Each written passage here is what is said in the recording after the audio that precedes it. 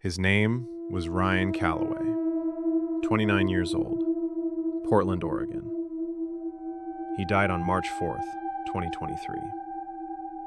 His sister received a voicemail from his number on March 4th, 2026, exactly 3 years later. This is her story, and I need you to understand something before we begin. She still hasn't deleted his contact from her phone. Neither have you, I'd be willing to bet. Natalie Calloway was 34 years old, living in a 2-bedroom apartment in Beaverton, a suburb of Portland. She worked remotely, data entry for an insurance company. She had a cat named Birch. She ordered the same Thai food every Friday. She had not, by any clinical definition, moved on from her brother's death. Ryan had died in a hiking accident on Mount Hood, alone, a trail he'd done a dozen times before. The official report said he slipped on a wet rock face near Illumination Saddle, elevation 11,000 feet. They found him 2 days later. His phone was still in his jacket pocket. Cracked screen, 43% battery. Still on. Natalie kept his number in her contacts. She never called it, the line had been disconnected within weeks of his death, but she kept it there. Just to see his name. Just to know that somewhere, in some database, in some server farm, in some city she'd never visit, he still existed. March 4th, 2026. Natalie was at work. Tuesday afternoon. She reached for her phone to check the time and saw the notification. One new voicemail. From Ryan. She told me she sat completely still for 4 minutes. She knows it was 4 minutes because she watched the clock on her laptop the entire time. Then she pressed play. Static. 11 seconds of static. Then, breathing. Not labored, not panicked, just breathing. Like someone standing outside a door, working up the courage to knock. Then Ryan's voice. She recognized it immediately. Of course she did.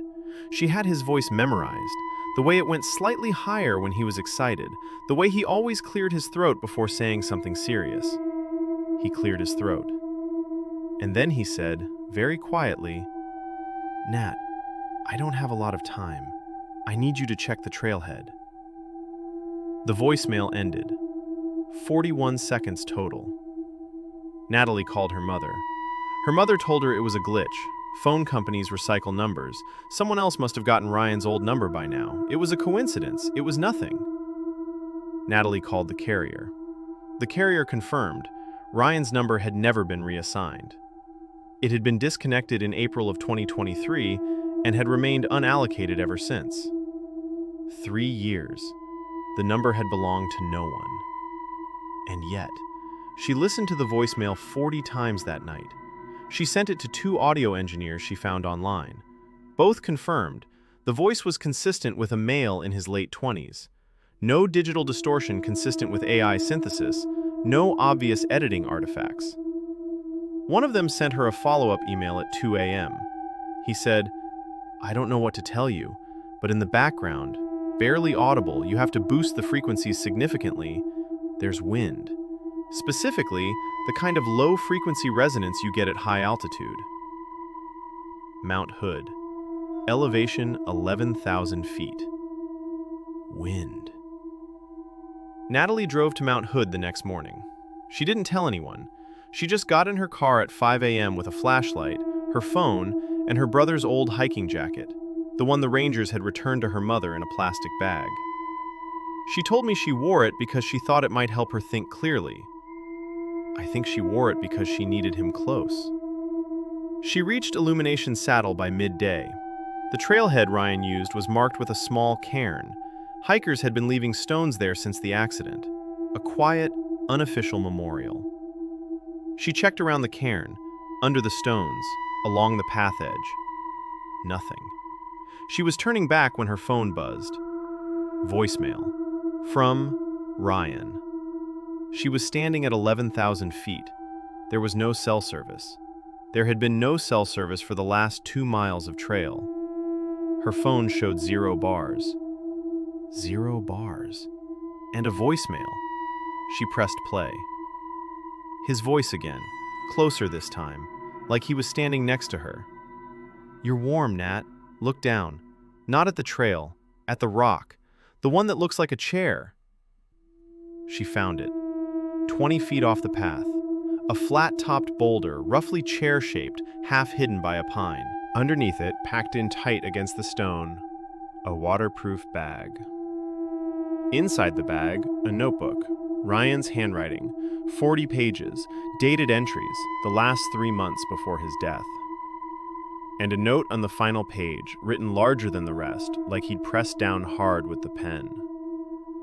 "If you found this, it means the signal reached you. I didn't know if it would. I set this up 6 months before the accident, one of those just-in-case things. Auto-scheduled voicemails. Paranoid, I know. But I always thought that mountain was trying to tell me something. The notebook will explain. I love you, Nat. Don't come back up here alone." The voicemails were scheduled. Ryan had set them up himself, 6 months before he died. A service he'd found online, a digital dead man's switch. Voicemails to be sent on specific dates to specific people from a VoIP line that mimicked his own number. He'd been spooked by something on that mountain. The notebook described it. 3 separate hikes where he'd felt watched, where his GPS had failed in the same spot, where he'd found markings on trees that weren't trail markers. He never told anyone. He went back alone to investigate. He didn't come back. The notebook is with the Portland police now. They reopened the case 6 weeks ago. Natalie hasn't been back to the mountain. But she told me something before we stopped talking. Something she said almost as an afterthought, like she'd been holding it back the whole time. She said, after she found the notebook, after she came back down, after she handed everything to the police, she got one more voicemail. No message this time. Just wind. Just breathing. And at the very end, the sound of something being set down. Like a phone being placed on a rock. Like someone was done talking and had started listening. Ryan Calloway's case is still open. The service he supposedly used for scheduled voicemails, investigators checked every platform that offers that feature.